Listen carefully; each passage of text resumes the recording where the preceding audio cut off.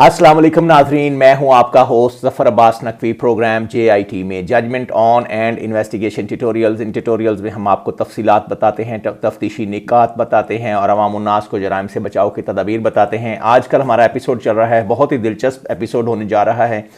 ये है फ्रॉड से बचाव के तदाबीर और फ्रॉड के नित नए तरीक़ाकार, कौन से तरीक़ाकार के साथ मुख्तलिफ फ़राडिये फ़्रॉड कर रहे हैं और फ्रॉड के कौन कौन से तरीक़ाकार ईजाद हुए हैं और उनसे आपने बचाव कैसे करना है। ये बहुत ही अच्छी एपिसोड होगी, बहुत इंपॉर्टेंट और अवामुन्नास के लिए बड़ी बेनिफिशियल एपिसोड होगी।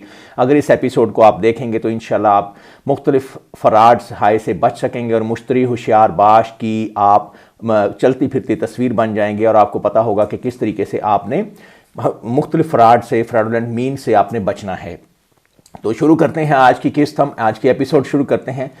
अक्सर फ्रॉडिये ये करते हैं कि एक बंदे से गाड़ी लेकर उस बंदे से गाड़ी ले लेते हैं और हासिल कर लेते हैं और रकम देने का वादा कर लेते हैं, कुछ दिन का वादा करके उसे गारंटी चेक दे देते हैं और इसके अलावा दूसरे किसी और बंदे को वही गाड़ी सस्ती जाकर बेच देते हैं और सस्ती बेचकर ये कहते हैं कि जी आपको गाड़ी के असल कागजात चंद दिन तक मिल जाएंगे। इस तरीके से दोनों साइड पर डबल क्रॉस करके फ्रॉडिये ये करते हैं कि रकम अपने पास हासिल कर लेते हैं, बंदर की बला तवीले के सर पर कर देते हैं, यानी कि एक बंदे की जूती दूसरे को पहना देते हैं। इस तरीके से वो एक की गाड़ी दूसरे बंदे को गाड़ी बेच कर चले जाते हैं। एक से वादा ये करते हैं कि आपको हम जल्द ही रकम दे देंगे या बकाया रकम दे देंगे, थोड़ी सी रकम दे देते हैं। 2 लाख 1.5 लाख दिया और 10-15 लाख का वादा कर लिया गाड़ी की कीमत के हिसाब से और इस तरीके से अगले बंदे को गाड़ी जाकर फिर दोबारा बेच दी। और क्योंकि गाड़ी उन्होंने पहले से सस्ती ली होती है, 1.5-2 लाख खर्चा होता है, एडवांस दिया होता है और दूसरे बंदे को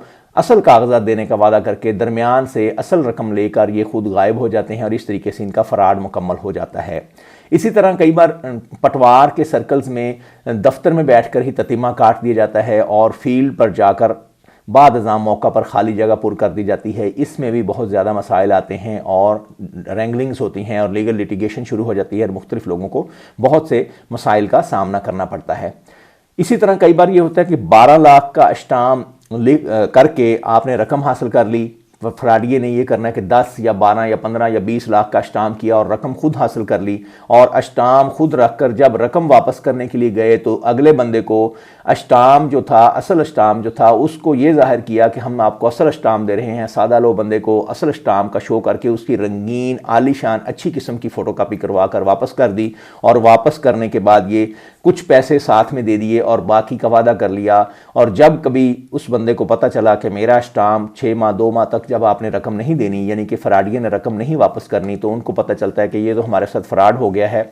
और फ्रॉड होने के बाद फ्रॉडिये को पता चलता है कि फ्रॉड कर गया है और कुछ रकम देकर बाकी जाली स्टाम्प हमें थमा गया है और हमारे साथ डील ख़त्म कर गया है। उस वक्त आप जागते हैं और कार्रवाई शुरू करवाते हैं, तब कहीं जाकर आपको इल्म होता है कि हमारे साथ ये फ्रॉड हो गया है। इस तरीके से रकम फ्रॉडिये के पास चली जाती है। ये आपको याद रखना चाहिए कि फ्रॉडिये सिर्फ रकम के उनका मतमा नज़र होता है कि रकम आपकी जेब से किस तरीके से निकलवानी है। हालात वो इस तरह पैदा करते हैं कि आपकी जेब से रकम निकलवा कर अपनी जेब में ट्रांसफ़र करते हैं और बाद इस रकम का इस्तेमाल करते हैं। जो जदीद फ्रॉडिये हैं और प्रोफेशनल फ्रॉडिये हैं वो ये भी करते हैं कि 2-3 साल तक आपको उलझाए रखा और बाद रकम इस्तेमाल करने के बाद आपको रकम वापस दे दी। और रकम या कई बार ये होता है कि रकम का कुछ हिस्सा आपको पंचायतें करके आपको थका कर आपके उतने ही पैसे ऊपर लगवा कर आपको रकम वापस कर दी जाती है। इस तरीके से फ्रॉडिये अपना काम निकालते हैं और अपने मकासद हासिल करते हैं और अपनी ज़रूरियात को पूरा करते रहते हैं और पूरा करते चले जाते हैं। प्रॉपर्टी के मामलात में और प्रॉपर्टी लेते हुए आपने जब भी प्रॉपर्टी का सौदा करना है तो आपने ऑन ग्राउंड लाजमी जाना है, पहले रास्ता देखना है और फिर रकबे की पैमाइश पूरी करनी है। ये ना हो कि आप रकबे की पैमाइश पूरी ना करें, बाद आपको इल्म हो कि आपका रकबा तो पूरा ही नहीं है और जितना आपको बतलाया गया था वो ऑन ग्राउंड उतना रकबा मौजूद नहीं। रकबे की फ़ीते के साथ पैमाइश करें, उसकी तसल्ली तशफ़ी करें, मुसलसल मुकम्मल तौर पर उसको जायदाद के कागजात के साथ टैली करें और उसके बाद आपने फाइनलाइज करना है। फाइनलाइज स्टेजेस से पहले अपनी मुकम्मल होमवर्क करें, स्पेड वर्क करें और अपनी जो कार्रवाई है उसको लाजमन मुकम्मल करें। ये ना हो कि आप धोखे में या उलझे रहकर और आप ओले की वजह से आप पर धोखा मुसल्लत कर दिया जाए। ये भी एक फ्रॉड का नया तरीकाकार आया हुआ है कि जाली बिल्टी की रकम आपको थमा दी और आपसे रकम हथिया लेना और आपसे साजो सामान थमा लेना। इसी की एक और किस्म वेरिएशन है जिसमें रक्षा के ड्राइवरान अक्सर बेशतर सामान ले जाते हुए एकदम से गायब हो जाते हैं, क्योंकि सामान ज़्यादा होता है और रक्षे में बैठा नहीं जा सकता। मुसाफिर या जो बुकिंग वाला बंदा होता है या मालिक होता है वो अपना सामान रक्षे में सवार करके गैर वाकफ़ रक्षे वाले को सामान थमा देता है और ख़ुद मोटरसाइकिल पर सवार हो जाता है कि मैं मोटरसाइकिल पर सवार होकर आपके पीछे पीछे हमरा आ रहा हूं।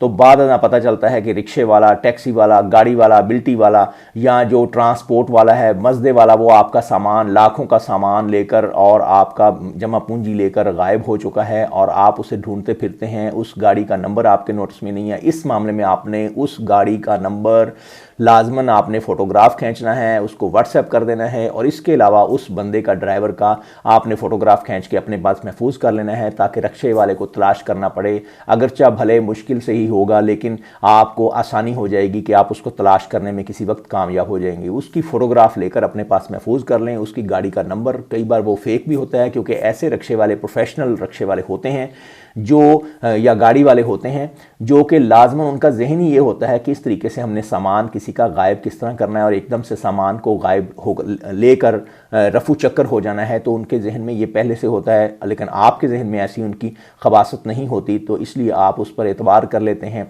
और एतमाद कर लेते हैं और ये बताते हैं कि ये तो मार्केट का ही रिक्शा है, चलें कोई बात नहीं।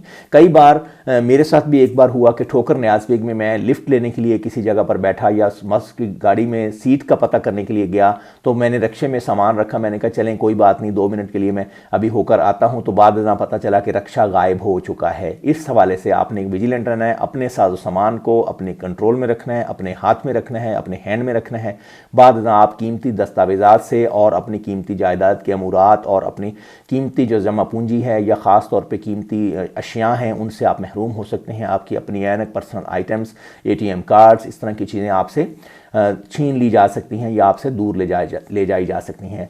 नादरीन, अगर आपको आज का एपिसोड बहुत पसंद आया हो तो आप इसको लाइक कीजिएगा, शेयर कीजिएगा, अपने दोस्तों को बतलाइएगा। अगर आप हमारे साथ drug demand reduction training advisory hub में काम करना चाहते हैं, गड़ी शो लाहौर में सैयद मोहसन गिलानी और सैयद जुल्फ़कार हुसैन गिलानी, तो आप हमारे साथ ज्वाइन हैंड्स कर सकते हैं। ड्रग के मुतल्लिक मनशियात के नासूर के ख़िलाफ़ काम करने के लिए, उनके खिलाफ लेक्चर ड्रिवनेंस के लिए, लेक्चर्स के लिए, मुझसे लेक्चर दिलवाने के लिए, लीगल इंस्टीट्यूट्स में फ्रेटर्निटी के लिए, और इसके अलावा आप वाक, सिम्पोजिया और पोस्टर कंपटीशन के लिए भी हमारे साथ रब्ता कर सकते हैं। गड़ी शो लाहौर में जो हमने आपको NGO बताई है जो मनशियात के खिलाफ काम कर रही है। आज का एपिसोड आपको कैसा लगा प्लीज़ फीडबैक दीजिएगा और कमेंट बॉक्स में कमेंट्स ड्रॉप कीजिएगा। आज का एपिसोड देखने का बहुत शुक्रिया। अल्लाह हाफिज़।